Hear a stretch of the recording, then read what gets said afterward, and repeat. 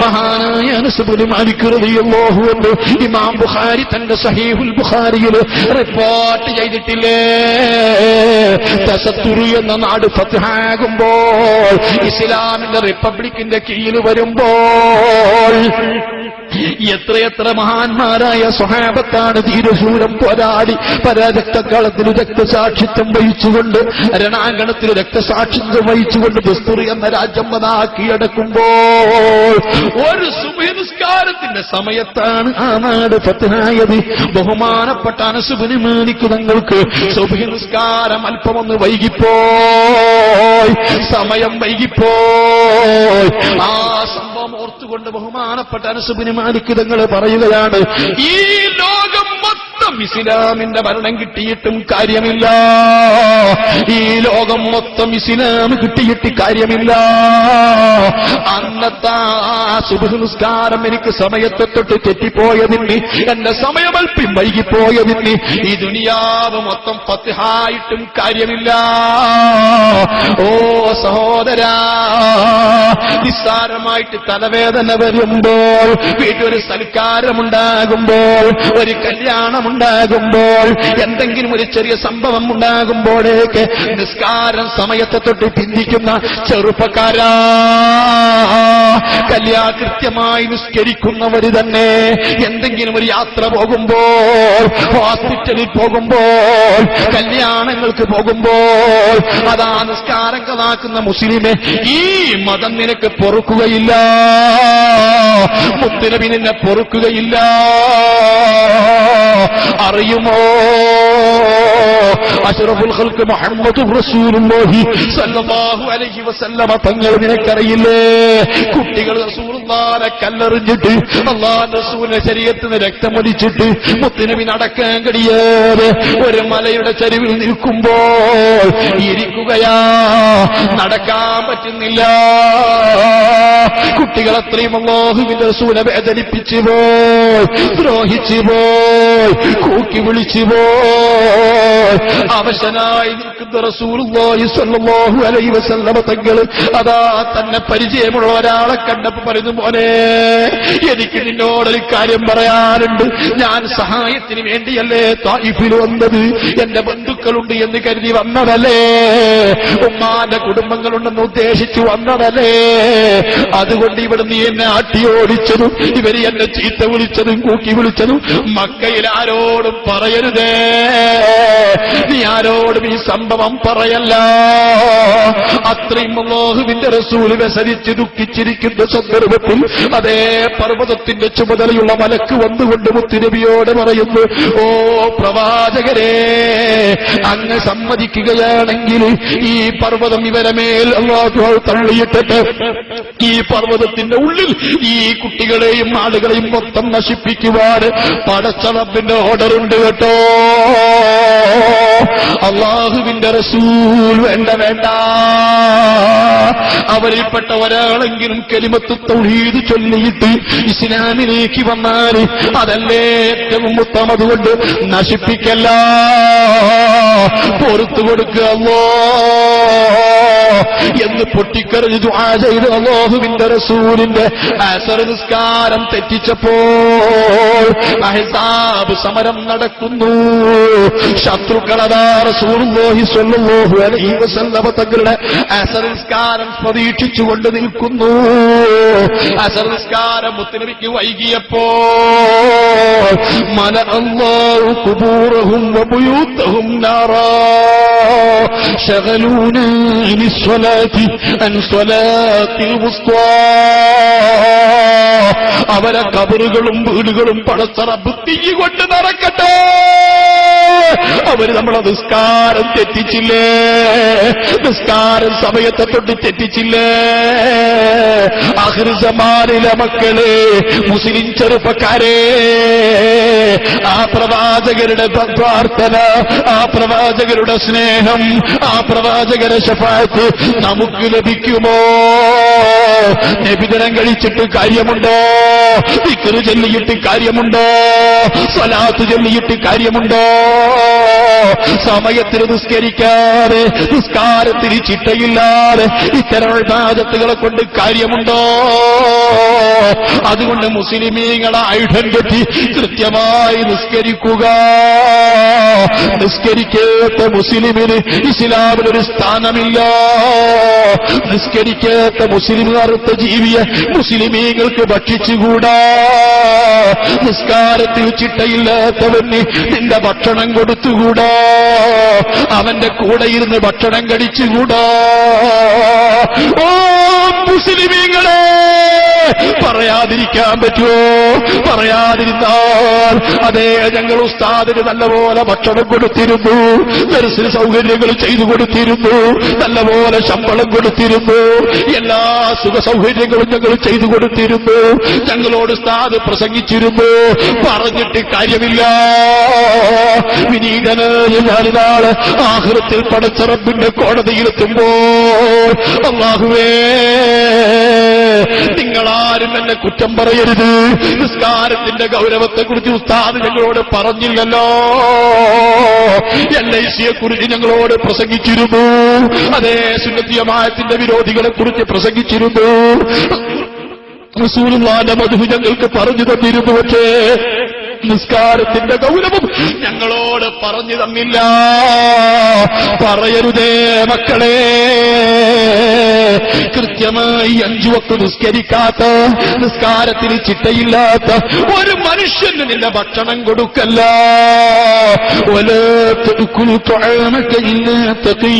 ഭക്തനല്ലാതെ നിസ്കാരത്തിന് ചിട്ടയില്ലാത്തവന് നീ ഭക്ഷണം കൊടുത്തുകൂടാ. അമുസ്ലിമിന് ഭക്ഷണം കൊടുക്കുന്നതിന് വിരോധമില്ല. അവന് ഭക്ഷണം കൊടുത്താൽ പുണ്യം കിട്ടുമെന്ന് പഠിപ്പിച്ച റസൂലുള്ളാഹ്. പൂച്ചക്ക് ഭക്ഷണം കൊടുത്താൽ സ്വർഗ്ഗം കിട്ടുമെന്ന് പഠിപ്പിച്ച റസൂലുള്ളാഹ്. നാൽക്കാലിക്ക് ഭക്ഷണം കൊടുത്താൽ സ്വർഗ്ഗം കിട്ടുമെന്ന് പഠിപ്പിച്ച റസൂലുള്ളാഹ്. നായക്ക് വെള്ളം കൊടുത്താൽ സ്വർഗ്ഗം കിട്ടുമെന്ന് പഠിപ്പിച്ച റസൂലുള്ളാഹ്. ഒരു നായക്ക് വെള്ളം കൊടുത്തതിന്റെ പേരിൽ മാത്രം ഒരു വേശ്യപ്പെണ്ണ് സ്വർഗ്ഗത്തിൽ പ്രവേശിച്ചു എന്ന് പഠിപ്പിച്ച റസൂലുള്ളാഹ്. 5 വക്ത് കൃത്യമായി നിസ്കരിക്കാത്ത, നിസ്കാരത്തിന് ചിട്ടയില്ലാത്ത ഒരു മുസ്ലിമിനും നിന്റെ ഭക്ഷണം കൊടുക്കല്ല.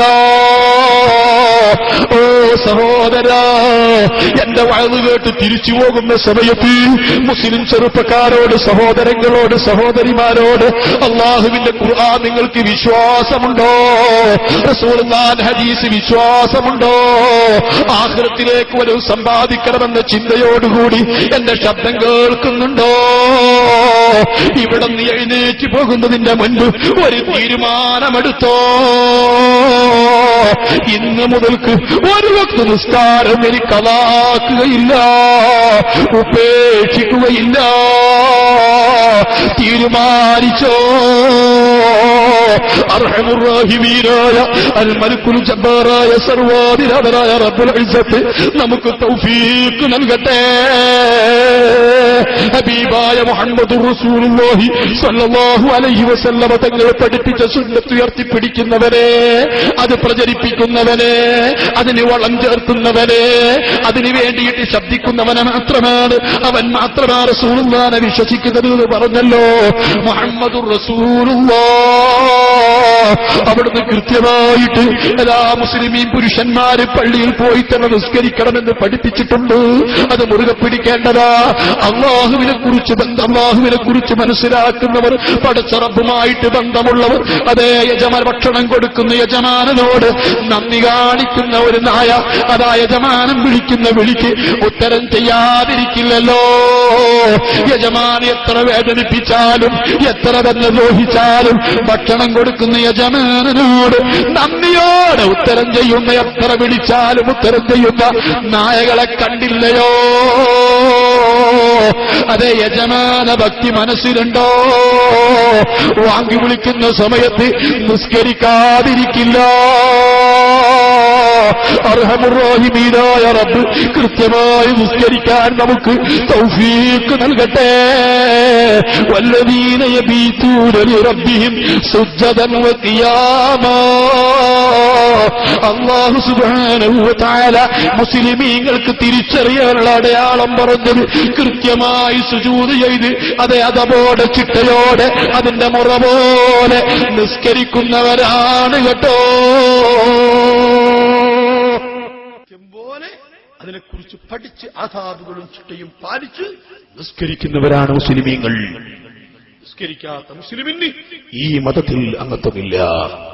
കൃത്യമായി നിസ്കരിക്കാത്ത മുസ്ലിം അറുത്ത് ഭക്ഷിക്കാൻ പാടുള്ളതല്ല. പഴയകാലത്ത് ആളുകൾ ഭക്ഷിക്കാറുണ്ടായിരുന്നില്ല. നിസ്കാരം ഉപേക്ഷിക്കുന്ന 4 മദ്ഹബിലും കാഫിറല്ല. അതേ സന്ദർഭത്തിൽ അവൻ കടുത്ത തമാടിയാണ്. അവനോട് സലാം പറയാൻ പാടില്ല, അവൻ പറഞ്ഞാൽ മടക്കാനും പാടില്ല. മഹാന്മാരായ പണ്ഡിതന്മാർ എഴുതി വെക്കുന്നു, മുസ്ലിമീങ്ങൾക്കുള്ള ഒരടയാളമാണ് കൃത്യമായി നിസ്കരിക്കൽ. നിസ്കരിക്കാത്ത മുസ്ലിമിന് ഇസ്ലാമിന് യാതൊരു സ്ഥാനവും ഇല്ല. നിസ്കരിക്കാത്ത മുസ്ലിമിന് ഭക്ഷണം കൊടുക്കാൻ പാടില്ല എന്നൊക്കെ മഹാന്മാരായ പണ്ഡിതന്മാർ രേഖപ്പെടുത്തിയിട്ടുണ്ട്. അതൊന്നും നമ്മളാരും പ്രസംഗിക്കാറുമില്ല, നമ്മൾ കേൾക്കാറുമില്ല. നമ്മൾ നമ്മുടെ കല്യാണങ്ങളിൽ, വിവാഹ ചടങ്ങുകളിൽ എന്റെ പ്രിയപ്പെട്ട സഹോദരന്മാരെ, വേറെ ചില ഭൗതികമായ കാര്യങ്ങൾക്ക് വേണ്ടി നാം എന്തുമാത്രം ബഹിഷ്കരണവും അവഗണനയും ഒക്കെ നമ്മൾ ചെയ്യുന്നു. പക്ഷേ അള്ളാഹുവും അവന്റെ റസൂലും പറഞ്ഞ കാര്യങ്ങൾക്ക് എതിരെ പ്രവർത്തിക്കുമ്പോൾ നമുക്ക് യാതൊരു വിഷമമോ പ്രയാസമോ വരുന്നില്ല. അത് നമുക്ക് ഇസ്ലാം ദീനിൽ ഉള്ള നമ്മുടെ വിശ്വാസമില്ലാത്തതിന്റെ അടയാളമാണ്. എപ്പോഴും പേടിക്കുകയും പ്രാർത്ഥിക്കുകയും ചെയ്യുന്നവരാണ് മുസ്ലിമീങ്ങള്. ഓ സഹോദരന്മാരെ, അല്ലാഹുവിന്റെ നരകം നിങ്ങൾ എന്താ മനസ്സിലാക്കിയത്? മുഹമ്മദുർ റസൂലുള്ളാഹി സ്വല്ലല്ലാഹു അലൈഹി വസല്ലമ തങ്ങൾ പഠിപ്പിക്കുന്നു.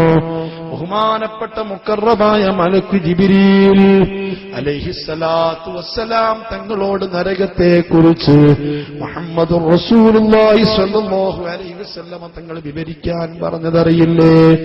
നമ്മളൊക്കെ നരകത്തെക്കുറിച്ച് കേട്ടിട്ടുണ്ട്. പക്ഷേ സഹോദരാ, വിശുദ്ധ ഖുർആനിൽ പല സ്ഥലത്തും നരകത്തെക്കുറിച്ച് പറഞ്ഞിട്ടുണ്ട്. മുസ്ലിമാണോ നരകത്തെക്കുറിച്ച് പേടിക്കുന്നവരാണ്, നരകത്തെക്കുറിച്ച് പ്രസംഗിക്കുന്ന, നരകത്തെക്കുറിച്ച് പ്രാർത്ഥിക്കുന്നവരാണ്. ജിബ്രീൽ അലൈഹിസ്സലാത്തു വസ്സലാം തങ്ങൾ പറയുന്നു, നബിയേ, അല്ലാഹു സുബ്ഹാനഹു വ തആല 1000 കൊല്ലം നരകം കത്തിച്ചപ്പോ നരകം നന്നായിട്ട് പഹ്മറത്ത്, നരകത്തിലെ തീയൊന്നായി ചുമന്നു പോയി, ചുവന്ന് തുടിച്ച തീക്കനലായി പോയി. വീണ്ടും അസുമ്മ ഊക്കിദത്ത് അൽഫാം, വീണ്ടും 1000 കൊല്ലം കത്തിച്ചപ്പോൾ നരകത്തിലെത്തി. ഫബിയല്ലത്ത്, നരകം ശരിക്ക് വെളുത്തു പോയി. സുമ്മ ഊക്കിദത്ത് അൽഫസന, വീണ്ടും 1000 കൊല്ലം കത്തിച്ച സമയത്ത് ഫസ്വദ്ദത്ത്, നരകത്തിലെ തീ മൊത്തം കറുത്തുപോയി. ഫഹിയ സൗദാഉ മുളിമാ, നരകം കറുത്തിരുണ്ട ലോകമാണ്, കരിക്കട്ട പോലെയാ. ഓ സഹോദരാ, ചുവന്ന തീ നമ്മൾ കണ്ടിട്ടുണ്ട്, വെളുത്ത തീയും നമ്മൾ കണ്ടിട്ടുണ്ട്. എന്റെ പ്രിയപ്പെട്ട സഹോദരന്മാരെ, നേരത്തെ ഞാൻ നിങ്ങളോട് വിശുദ്ധ ഖുർആനിലെ ആയത്ത് പരിശോധിക്കാൻ പറഞ്ഞതുപോലെ നിങ്ങളൊക്കെ ഒരു ചെറിയ പരിശോധന നടത്തണം. നിങ്ങൾ വെളുത്ത തീ കണ്ടിട്ടുണ്ടോ? ചുവന്ന തീ കണ്ടിട്ടുണ്ടോ? ചുവന്ന നിറത്തിലുള്ള തീയും വെളുത്ത നിറത്തിലുള്ള തീയുമായിട്ട് എത്രയോ കടുത്ത ചൂട് വെളുത്ത നിറത്തിലുള്ള തീയിനല്ലയോ? സംശയമുണ്ടോ?